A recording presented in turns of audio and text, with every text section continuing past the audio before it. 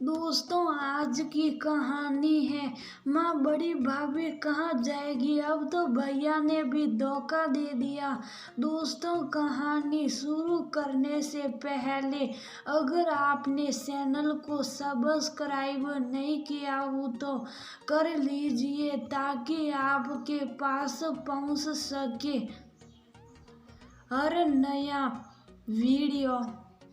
Mummy, हम लोग गर्मी की छुट्टियों में वैष्णो देवी जा रहे हैं और सत्येंद्र ने इस बार बड़ी भाभी और बंटी का टिकट भी करवा लिया है।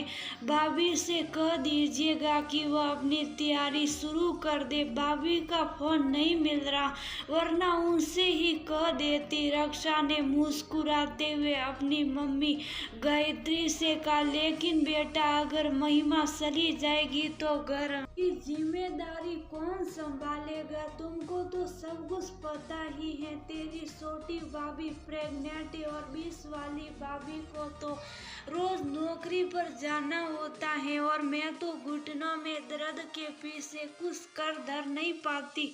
गायत्री मायूसी से भरकर बोली और न चाहते हुए भी उनका हाथ अपने घुटनों पर चला ही गया। मम्मी, ये सब तो ठीक है और ये घर की जिम्मेदारी कभी भी समाप्त होने वाली नहीं है और खासकर बड़ी भाभी की तो शायद बिल्कुल भी नहीं है। शुक्र है भगवान का कि महिमा भाभी बिना कुल मुनाए सारा काम संभालती हैं और उन्होंने पूरे घर को एक सूत्र में बांध रखा है। आप ही बताइए कि बांध रखा है कि नहीं बांध रखा है? उधर से रक्षा ने उल्टे गायत्री से प्रश्न कर डाला। बेटा, ये बात तो बिल्कुल ही सही है। अगर महिमा ना होती तो पता नहीं हमारा क्या होता। गायत्री की कुछ सोचकर आंखों में आंसू झिलमिलाए। तो फिर मम्मी, मेरी एक बात ध्यान से सुनिए। अगर बड़े भैया ने अपनी जिम्मेदारी निभाई होती, भाभी को धोखा ना दिया होता और भाभी के साथ होते तो क्या भाभी को हम लोगों की जरूरत पड़ती? उनको अपने साथ ले जाने की। छोटे भैया भाभी साथ साथ घूम आते हैं। मंजरे भैया भाभी तो अक्सर ही नौकरी के चक्कर में टूर पर रहते हैं। आप कहीं आती जाती नहीं रह गई हमारी बड़ी भाभी के तो मायके में भी कोई नहीं है जो वह साल में एक बार मायके ही चली जाए। बस इसीलिए हम लोगों ने सोचा कि इस बार फैमिली टूर में भाभी को भी साथ में लेकर जरूर चलेंगे। रक्षा ने अपनी बात रखते हुए कहा, मैं बहुत ही स्वार्थी हो गई थी, लेकिन तुम लोगों ने सचमुच बहुत अच्छा किया। इसी बहाने बंटी को भी मस्ती करने को मिल जाएगा।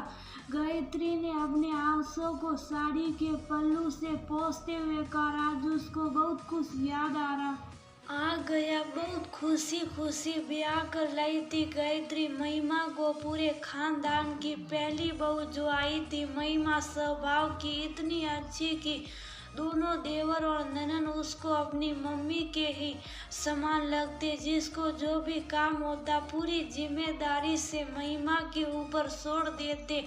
गौरव महिमा का पति भी महिमा को बहुत ज्यादा प्यार करता। पूरे घर में हर समय हंसी खुशी का माहौल रहता। गौरव नौकरी करता था, इसीलिए वह दूसरे शहर में रहता था, लेकिन हर वीकेंड पर जरूर घर आता। गायत्री ने गौरव से कहा भी कि वह महिमा को अपने साथ लेकर जाए, लेकिन गौरव ने घर की जिम्मेदारियों के तहत उसको अपने साथ ले जाना उचित नहीं समझा। कुछ ऐसा इत्तेफाक कि महिमा की गोद भी जल्दी नहीं भरी। समय के साथ साथ मंजले भाई सौरभ की भी शादी मंजरी से हो गई, लेकिन मंजरी सौरभ के साथ ही उसी के ऑफिस में नौकरी करती थी। एक तरह से ये उनकी लव मैरिज थी। अब तो और भी जिम्मेदारी आ गई महिमा की झोली में, लेकिन फिर भी जब तब गायत्री गौरव से महिमा को उसके साथ ले जाने का दबाव बनाती रहती, लेकिन गौरव हर बार किसी न किसी बहाने महिमा को साथ ले जाने के लिए मुकर जाता। अब तो गौरव हर महीने में एक बार ही आने लगा। जब महिमा उसको उलाना देती तो वह बहुत ज्यादा व्यस्तता का बहाना बना देता। समय अपनी गति से निर्बाध रूप से चल रहा था। पहले रक्षा की शादी हुई और फिर छोटे भाई वैभव की शादी होते ही अब तो गायत्री जिद कर बैठी महिमा को साथ ले जाने की। लेकिन उसी समय गौरव ने ये कहकर धमाका कर दिया कि वह अपने ही ऑफिस की एक महिला के साथ रह रहे। अगर महिमा चाहे तो वह भी रह सकती हैं। पूरे परिवार को इस बात ने झंझोड़ डाला। आखिर गौरव क्या कमी रह गई थी हमारे प्यार में। महिमा तड़प उठी। महिमा में खुद भी नहीं जानता कि ये सब कब और कैसे हुआ, लेकिन हाँ हुआ तो है। और महिमा एक बात और मैं सपना के बिना बिल्कुल भी नहीं रह सकता। गौरव आंखें नीचे ही किए हुए बोला, मतलब मेरे बिना रह सकते हो? बोलो, जवाब दो। शांत सौम्य महिला गौरव के व्यवहार से एकदम से घायल मछली की तरफ तड़फड़ा उठी। लेकिन गौरव के मुंह से एक भी शब्द नहीं निकला। मैं समझ गई गौरव, लेकिन तुमने एक स्त्री के अस्तित्व को ललकारा है। भगवान तुम्हारा खुद हिसाब करेगा। आज तो महिमा का रूप कुछ और ही था। गायत्री सहित दोनों भाइयों, भाभियों और रक्षा सभी ने गौरव को भी भरकर धिक्कारा। गौरव चुपचाप उठकर सबको हैरान परेशान छोड़कर चला गया। महिमा अचानक रोते रोते बेहोश हो गई और जब उसको डॉक्टर देखने के लिए आई तो पता चला कि वह प्रेग्नेंट है। अब तो हर कोई बड़ा असमंजस में था कि इस बात की खुशी मनाई जाए या महिमा के दुख का गम। गायत्री ने सोचा कि वह ये खुशखबरी गौरव को सुना दे, शायद उसका मन पलट जाए। लेकिन महिमा ने बिल्कुल साफ मना कर दिया। मम्मी जी, जो आज भी मेरा ना बन सका वो मेरे बेटे का पिता भी नहीं बनेगा। सभी ने एक स्वर में महिमा का समर्थन किया, क्योंकि सभी को एहसास था कि गौरव ने महिमा का बहुत ही ज्यादा अपमान किया था। गौरव उस समय तो चला गया और जब उसको पता चला कि वह पिता बनना वाला है तो पता नहीं क्या सोच कर लौटा। शायद अपने अंश का मुंह उसको खींच लाया। प्लीज महिमा, मुझको माफ कर दो। मेरे साथ उसी घर में सपना के साथ ही रहो। चलकर मेरा अंश तुम्हारी कोख में पल रहा है। मिस्टर गौरव, तुमने एक पत्नी का प्यार देखा है, लेकिन नफरत नहीं। मैं तुम्हारे बेटे को कभी भी एहसास नहीं होने दूंगी कि तुम उसके पिता हो और इन सब में मेरा साथ निभाएंगे।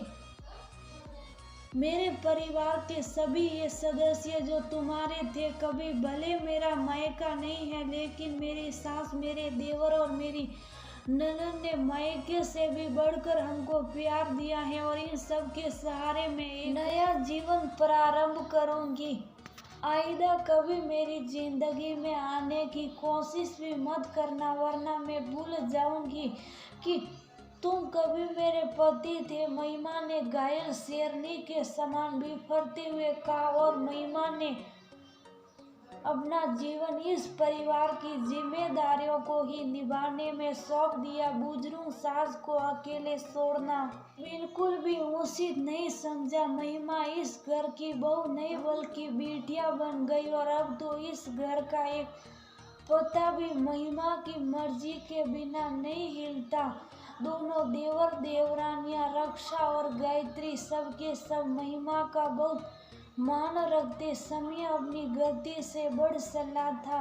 बंटी अब 5 साल का होने को आ गया था। वह कभी शहर के बाहर घूमने ही नहीं गया। बस तभी रक्षा ने अपनी भाभी और बंटी को अपने साथ ले जाकर घूमने का प्रस्ताव रखा। खैर, गायत्री बेटी के इस कदम से खुश भी बहुत हुई, क्योंकि उसने अपनी भाभी की भावनाओं के बारे में सोचा था। तभी गायत्री को सामने से महिमा आती हुई दिखाई पड़ी। गायत्री बेटा, अगले हफ्ते तुमको और बंटी को रक्षा के साथ वैष्णो देवी की यात्रा पर जाना है। गायत्री ने बड़े ही प्यार के साथ महिमा से कहा। लेकिन मम्मी जी, अचानक महिमा सौंप उठी। नहीं बेटा, अचानक नहीं है, तुम्हारे ननद नंदोई दोनों का ही फैसला है। और हाँ, तुम अभी से तैयारियां शुरू कर दो। और रक्षा ने ये भी कहा है कि तुम अपनी 1 साल और बंटी की जैकेट जरूर डाल देना। गायत्री सचमुच बहुत खुश थी, क्योंकि महिमा कुछ दिन जिम्मेदारियों से दूर सुकून के साथ बिताने जा रही